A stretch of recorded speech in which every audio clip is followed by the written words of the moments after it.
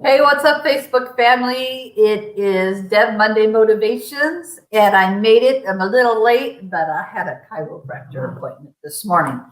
So just a quick update. It is beautiful but cold here in Tennessee this morning in Ottawa. I realized that I am not in Houston any longer.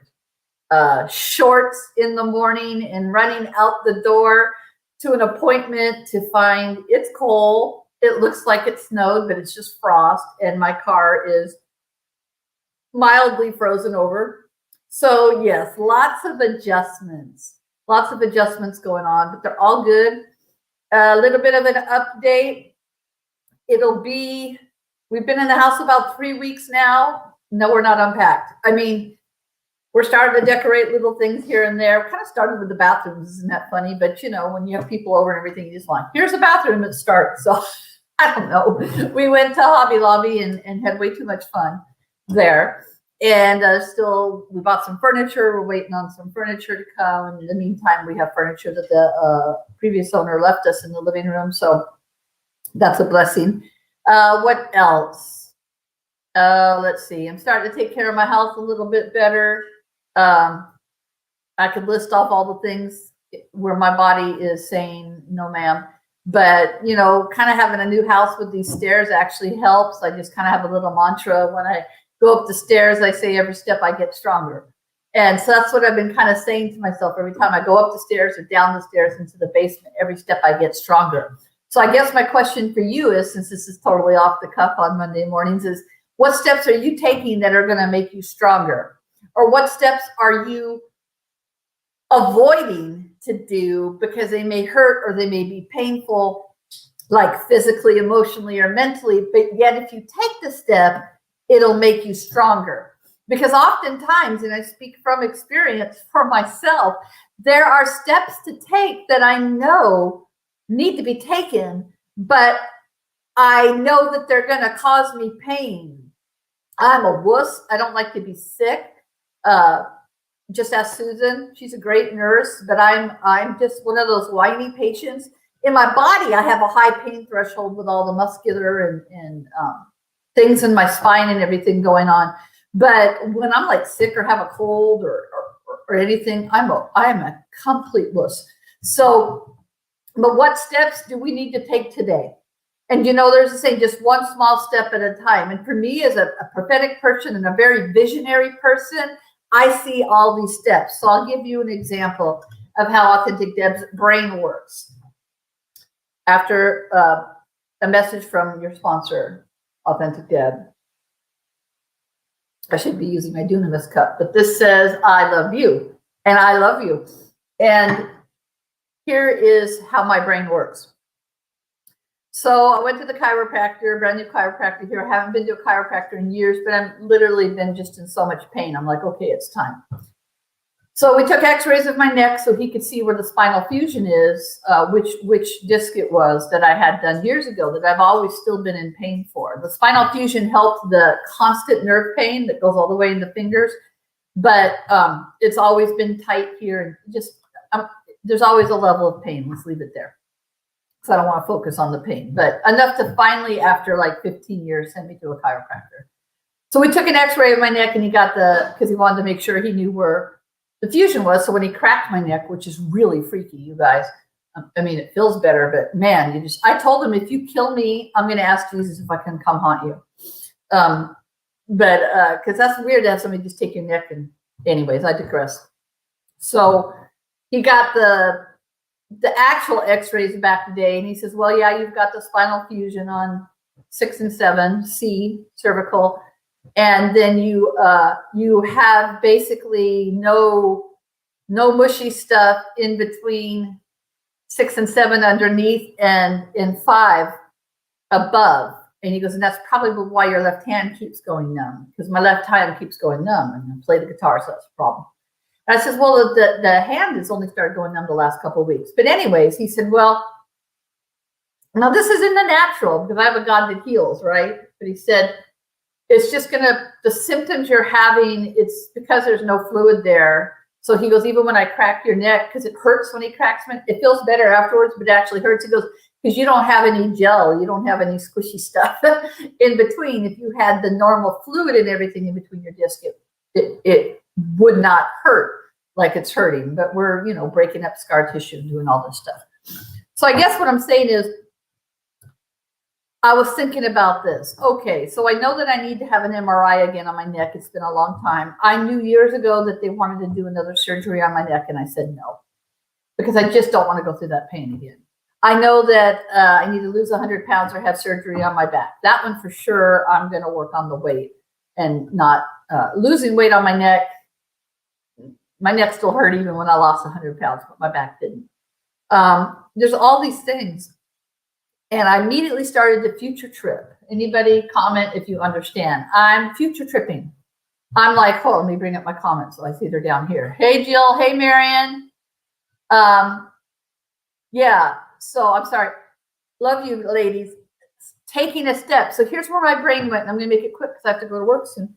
My brain went, oh, if I have surgery, give me a heart if you know what I'm talking about, then I'm going to be in pain. Then I'm going to have to take time off work. It's going to hurt, the being in that full body neck thing. And when you're in a full like neck cast, then all the muscles in your back are doing things that they don't normally do, because now they have to support your body. And I remember how much I cried and cried and cried on the first spinal surgery. My son was a teenager at the time. He's like, Mom, are you okay? Because I would sit there and just sob because I was in excruciating pain in my back, because my neck was just in this big round thing to make it unmovable. I had to sleep in a recliner. I'm not a back sleeper. I had to sleep in a recliner and I couldn't move. So my back, and I was fat and out of shape, like now, did all the work. And I was in the childbirth, had nothing on the pain I had after surgery. So I've been like, I don't want surgery again. I don't want surgery again. So today I was driving home and I thought, oh, if I have surgery, then I got to take time off work, which is fine. You know, you can get that FMLA or whatever, right? And then then that would be less money for us, you know, a reduced paycheck. And then I'll use up all my vacation time. And then I'll have to take time to go do physical therapy. And my whole life will revolve around, I'm going somewhere with this. My whole life will revolve around getting healthy. And that caused me stress this morning. Now, I know some of you may think, Debbie, but my brain, instead of just saying one thing at a time, here's the step I need to take an MRI, keep going to the chiropractor, keep watching what you're eating, keep stretching. Instead of focusing on the little steps that I can take, my brain went all the way out to how going to physical therapy 3 or 4 times a week is just going to really cut into my life. And then I stopped myself and I thought, but what's your life like right now when you're always in pain? You can't do the things that you want.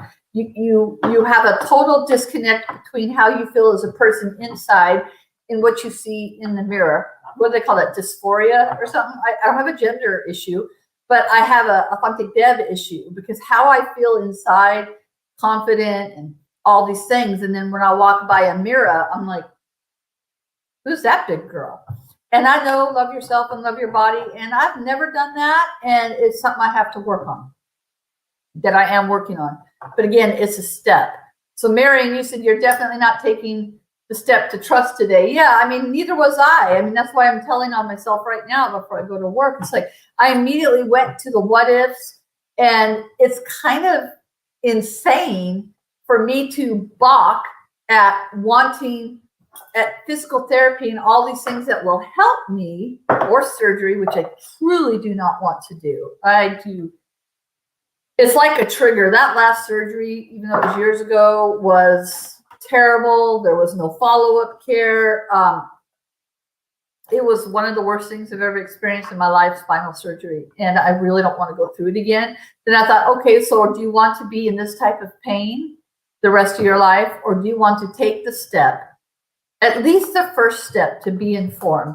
I thought, the doctor said it's going to get worse, progressive. So do I want this hand to progressively get numb to where I can't use it? Hey, Tina, and I play guitar and leading worship, and everything is a gift that God's given me to give to the world. Do I want to lose all functions in my hands, or do I want to take a step and get an MRI? Do I want to take a step and maybe go to physical therapy, maybe do surgery? What steps do I want to take? Because me not taking any step by future tripping on the work that it will take just leaves me here overweight and in pain with significant spinal and lumbar. I mean, I know the disc in my back are shot too. I've already had the MRI, and that was 10 plus years ago. Yeah, Jill, not yet. I mean, for one thing, I really need to start just praying over myself. I know how to lay hands on myself and command healing and speak, even speak to my body. I don't know if, I don't subscribe to all of it, but I don't know if you've read the book, The Secret Life of Water, or seen the slides about water that's frozen and spoken well to and spoken bad to, and that experiment, but it's real. And when I first started having really pain in my neck, Susan, you know, from our charismatic Christian background, would be like, be healed and all this, but she used this tone of voice that in our marriage actually never works with me.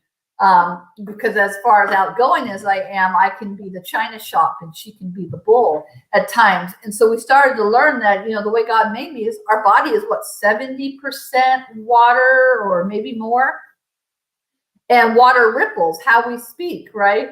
And so she started, this is a rabbit trail, but she started to say, body, you're doing, yeah, I accept any healing you send to me, Tina. I know your heart. Body, you're doing a good job.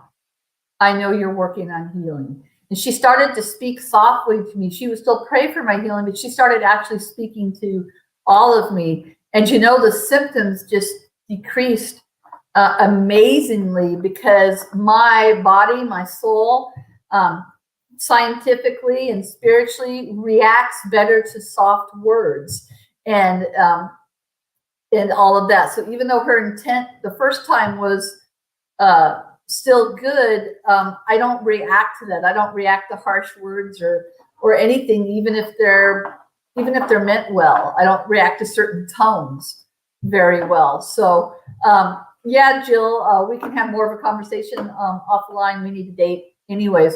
But all that to say that we have to take a step. So my step today is to say, Debbie, are you willing to take the next step to have a better life? Or do you want to put your head in the sand and stay in pain the rest of your life? And man, it hit me hard when he said that this was going to just get worse. I mean, that's always the doctor's report. And there's an element where I say, I take the doctor's report and then I hold it up to the Lord and say, okay, what does your word say? Your word says you healed all my diseases, right? Your word says healing is the children's bread. So I'm like, okay, I have to take science and take my faith and say, okay, now what can I do? What can I do my part? So I can continue to do my stretching. I can continue to eat better so that I can lose weight and take that pressure off of at least my lumbar.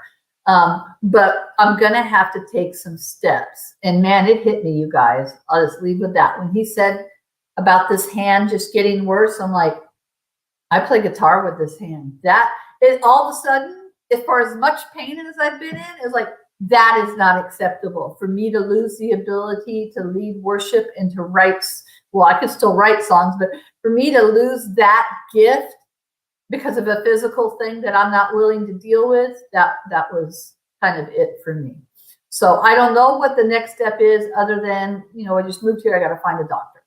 So anyways, what step do you need to take today that you know will help you, but your brain or your emotions is hindering you from taking it? I'd love to hear in the comments so that I can agree with you on taking those steps. Love you guys. This is Authentic Deb saying goodbye for now. Have a great day. And remember, be you, because being you is enough.